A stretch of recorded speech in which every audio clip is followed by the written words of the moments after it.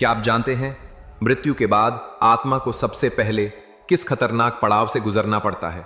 एक ऐसी नदी जिसे पार करने से पहले आत्मा चीख उठती है, जहां खौलता हुआ रक्त है और किनारों पर खड़े हैं भयंकर यमदूत। इस नदी का नाम है वैतरणी नदी। और आज हम जानेंगे कौन कौन से पाप वैतरणी को और अधिक भयावह बना देते हैं और कैसे कुछ पुण्य कर्म इसे दूध जैसी शांत कर देते हैं।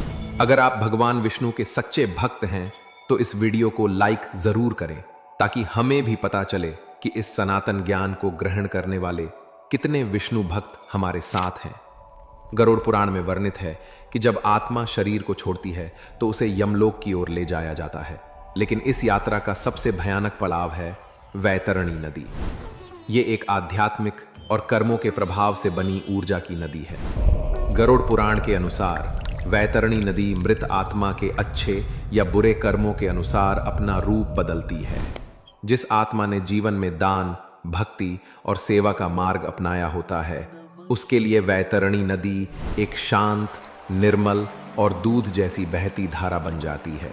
लेकिन जिस आत्मा ने पाप किए होते हैं, जैसे दूसरों को धोखा देना, निर्दोषों को कष्ट देना, माता पिता की सेवा न करना, दूसरों का हक छीनना, उसके लिए ये नदी बदल जाती है।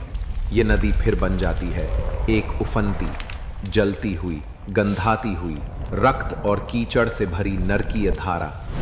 कैसी दिखती है वैतरणी नदी पापियों के लिए? गरुड़ पुराण में लिखा है कि वैतरणी नदी पापी आत्माओं के लिए रक्त, मल, मांस, बाल, हड्डियां और लाशों के टुकड़ों से भरी होती है। उसमें खौलता हुआ गर्म पानी होता है। जगह जगह पर तेज नुकीले पत्थर, कांटे और जलते अंगारे होते हैं। नदी के अंदर भयंकर जल जंतु जैसे मगरमच्छ, सांप और राक्षस तैरते रहते हैं, जो आत्मा को नोचते हैं, चीरते हैं, खींचते हैं। यह दृश्य इतना भयानक होता है कि आत्मा चीख उठती है। वो सोचती है, काश मैंने अपने जीवन में कोई पुण्य किया होता, काश मैंने माता पिता की सेवा की होती, काश मैंने दूसरों को पीड़ा न दी होती। लेकिन तब तक देर हो चुकी होती है।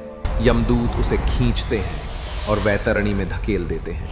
वहां आत्मा डूबती है, जलती है। यह नदी आत्मा के जीवन के कर्मों का प्रतिबिंब है। जो आत्मा स्वार्थ में, अहंकार में और अधर्म में डूबी रही, उसे उसी के कर्मों का फल मिलता है।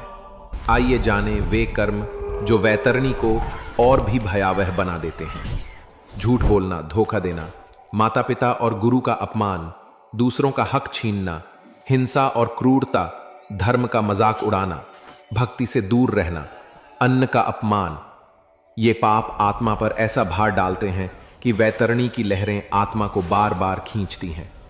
वैतरणी से बचने के उपाय। गरुड़ पुराण बहुत ही सरल उपाय बताता है। गायों की सेवा करें, प्रतिदिन जल का दान करें, भगवान विष्णु के नामों का जाप करें, विष्णु सहस्त्र नाम या श्रीमद् भगवद गीता का पाठ करें, माता पिता की सेवा करें, सच्चे हृदय से क्षमा मांगें और क्षमा करें। ये साधारण से दिखने वाले कार्य आत्मा के लिए वैतरणी को पार करने की नाव बन जाते हैं। वैतरणी केवल एक नदी नहीं, एक चेतावनी है कि हमें अपने जीवन में किस दिशा में चलना है। यह नदी हमें याद दिलाती है कि मृत्यु के बाद केवल शरीर छूटता है, लेकिन हमारे कर्म कभी नहीं छूटते। हर किया गया अच्छा या बुरा काम मृत्यु के बाद भी हमारे साथ चलता है, और उसी के आधार पर तय होता है कि वैतरणी हमें शांति से पार करवाएगी या हमें नरक का द्वार दिखाएगी। इस वैतरणी नदी का नाम केवल पौराणिक गाथा नहीं है, यह एक दर्पण है जिसमें हमारी आत्मा को अपने कर्मों का प्रतिबिंब दिखता है। इसलिए जब तक यह जीवन है, हम भक्ति करें, सेवा करें और दूसरों का भला करें, ताकि जब हम इस संसार को छोड़ें तो हमें वैतरणी नदी पार करते हुए कोई कष्ट न हो। अगर आपको ये ज्ञान भावपूर्ण लगा तो इसे अपने मित्रों, परिवार और सनातन प्रेमियों तक जरूर पहुंचाएं। और ऐसे ही रहस्यमय, जीवन बदलने वाले सनातन ज्ञान के लिए सनातन रहस्य चैनल को सब्सक्राइब करें और कमेंट करें जय श्री हरि विष्णु।